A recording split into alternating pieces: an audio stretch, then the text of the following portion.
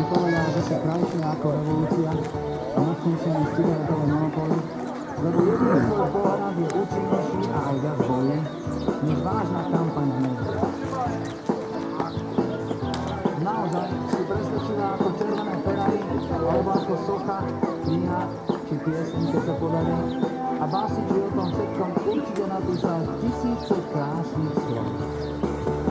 A ja som len úplne normálny tvor a jediné, čo sa vyznanie píšem len muziku na každý deň a takých som tu teraz a ráno zaspievam jednoducho a to viem.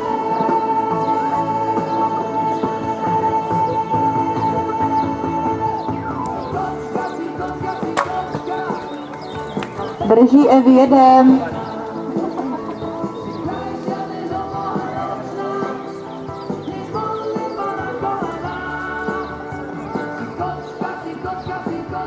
A je v cíli Eva Pavlíková 0 trestných bodů.